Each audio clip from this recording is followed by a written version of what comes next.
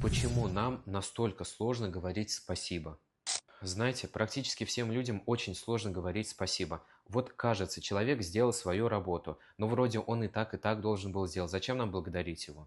В психологии есть одно очень важное правило. Благодарите всех окружающих как можно чаще, потому что на самом деле все мы хронически недохвалены, друзья.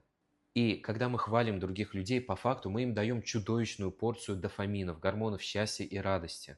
То есть для человека мы буквально становимся источником гормонов счастья и радости. И люди неосознанно начинают ценить нас в разы больше, начинают сами намного больше вкладываться в наше общение. И здесь очень важно быть честным. Не нужно как-то обманывать, что-то придумывать. Но если вы честно видите, что у человека где-то получилось что-то сделать, если вы видите то, что он действительно в чем-то хорош, возьмите и просто похвалите, поблагодарите его за это. В моем профиле больше про психологию. Жду вас там.